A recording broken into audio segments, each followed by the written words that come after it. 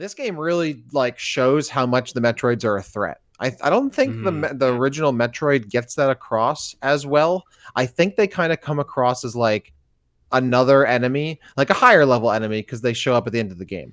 Like just like from basic gaming fundamentals, you understand an enemy towards the end of the game is going to be stronger. It's going to be more important than the one you face in the first room. But I don't think they really got the game. Like, I don't think the game really gets it across. Like, if the game wasn't called Metroid, like they would just be like another enemy type to me. Like, really. And Mother Brain is kind of tied to the Metroids, but isn't a Metroid herself. Whatever. Metroid 2, the whole premise is like Metroids are so dangerous. Like, if you weren't convinced that they were telling you they're so dangerous, you have to go and destroy literally all of them. Like, what could possibly sell how dire the situation is more than that? And then you actually get there and you have to take on all this crazy stuff, and you're like, oh, this is probably a good idea. Look how bad this can get. They were right to have me do this, and I'm going to carry out my mission. So I like that it adds like that needed, like it sold the Metroids, I think, better than the first game does in a lot of ways, especially when you end up getting to the Queen Metroid. Like, oh, this is how bad it can get. All right, we need to get rid of these. If we need to have more than one Queen Metroid running around, we're gonna have a problem. So I like that added element is in here, that world building. I have a question for the two of you then. It kind of, Dak, right along the side of that. So the idea of showing their threat level and how dangerous they are, it's been talked about a lot of time. It's been talked about a lot. The idea is that as you get deeper and deeper and deeper into the game, the enemies are far and fewer present. Do you think that was a narrative choice, or do you think that was more just a limitation? Do you think they were truly trying to capture that when they were doing Metroid 2? What do the two of you think? Andy, what do you think? I don't know that there's like a completely. Let me rephrase this. It's not like you get deeper and deeper and deeper into the game, and like there's no more enemies like that. That's not necessarily the case. True. Like there are like lots of other enemies. But that being said, I'm sure it has to be like a stylistic choice, because the game is crammed full of enemies at the beginning of the game. So like you can infer it's like, okay, well, like how much more processing does it take to load up an Alpha Metroid than like a Omega Metroid, right? But I do think it's like really, it kind of adds to that tension like we were talking about, where like you get to the end of the game and you're like, there's 4 Metroids left and they're probably all Omega Metroids. So it's like that anticipation kind of builds up, that calm before the storm feeling builds up. I would imagine that it's certainly a narrative choice. And again, it's not like there's nothing, but it is a little bit more focused, and they do, to Dak's point. And actually, Dak, it's funny that you said that, because you actually like took the words out of my mouth. I wanted to bring that up when we talk about the actual Metroids themselves, because while I feel like Metroid is a very hostile game, it doesn't convey the Metroids themselves as like these really important. The planet's hostile, but the Metroids are just kind of another creature. They're about as hostile as anything else. Yeah. Well, you get here and now you're like, oh, the Metroids are a really big deal. Like, this is a problem. We gotta burn this place to the ground. And like I feel like it's almost an unmatched feeling, like when you have like 4 Omega Metroids left or something like that, and it's just like, oh god, like I gotta take these down. This is like it's intense.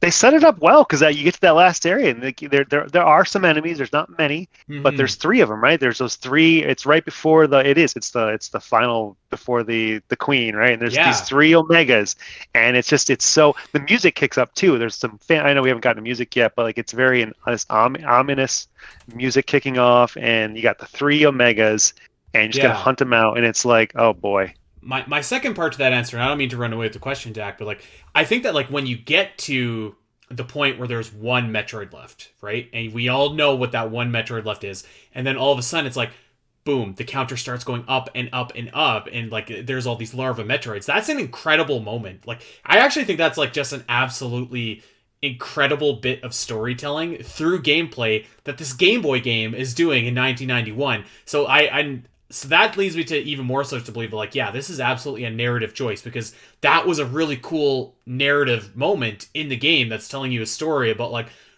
you know, this 1 Metroid that's left. And maybe you don't know that it's a Queen Metroid at the time. I can't remember if maybe that was common knowledge or not. But if you don't know, then you're just like, something is making more Metroid. So that kind of tells you that there's, like, something really nefarious that you have to go and take down. So yeah, I think that's awesome. I agree with all that actually. I don't really have anything to add. That's kind of how I would put it. So yeah, didn't run Yeah. away with it because I was gonna say all of that. Yeah, I agree. It's yeah, I kind of like that I think it makes those last encounters so much more special because if you had like more of an abundance of those end game kind of enemies around, Mm, it would kind of feel less special. I think once you've kind of gotten through the 10th or the 20th of them. yeah. I Yeah. almost feel like if Metroid 2 is made today, there's, let's say, however many Metroids there are in the original game. Today, the game would have like 1,000. There would be like 500 or 600 larvae you just like mow down in the first like 5 minutes of the game. Yeah. Like, it would be like outrageous. And obviously, it was limitation of the time, but it kind of makes it kind of eerie that like you're going there. And it's like you'd almost expect there would be more than this for an entire species of a creature. But of course, you can kind of hand wave that, like, it's a game from 1991, like whatever, like Yeah. But still, it kind of You added know, this weird like mystery to it. I like how big they were, but too, like in terms of just the Yeah. larva. By the way, I kind of miss that. When you play like Prime, the Metroids are very small, whereas they're almost the size as you are in the actual in Nestroid and in Metroid 2 and in Super as well. I mean, well, obviously it's Super Metroid, but I love the size. I love that they're big and they just have a big Mm-hmm. presence to them. Yeah, even they were starting to get a little bit smaller in Super Metro. They could have beefed him up a little bit, maybe give him Yeah, some girth. But I agree. Like I think it's actually startling when you see like the larva sprite, like how big it is, because the alphas are actually like fairly small, which I guess makes sense because like you see the husk and then like the little guy just comes out of there, so it always takes me by surprise. But going back to your original point, it's like I always think of that, that really ginormous room right before you go up into the final area and fight the Queen Metroid. And there, it's like it's a giant room that kind of bottlenecks at the bottom, and then like there's three areas. Like I just think like it's such a creepy, ominous room with nothing there, and it's kind of like, this is maybe just my own headcanon, but like when you find like you're playing a game and it's like, wow, I got ammo, wow, I got a save station, wow, I got this. It's like, oh no, that there's something bad around the corner. I feel like Metroid 2 has that kind of vibe going for it, in like consistently, almost in like the last third of the game, where it's like it feels like there is something big around the corner, and there is most of the Yeah, time. I mean they have you going for quite a while. Where you have the counters at one, it's that whole water area where you have like those pools that you can kind of fall through. Yeah. It's right before the big room I think you're talking about, right? So you're going through. It's like, I mean, you've got three little areas, and it's the big room. It's just it's this whole period of just one on your counter. There's like nothing around. It's a really good the way they did that. Yeah, And it's, so the whole vibe I think is just like so good.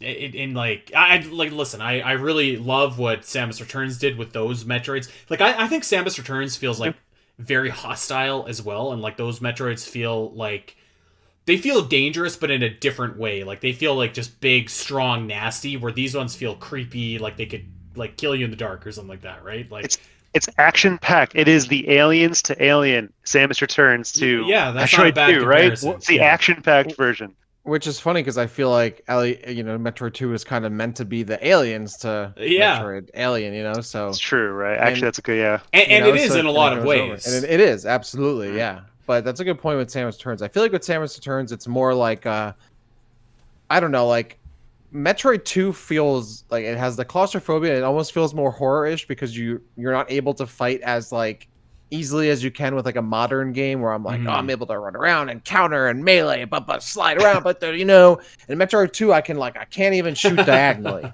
I can barely move. I'm on the Game Boy. Like that's scary right there because I can't move at all.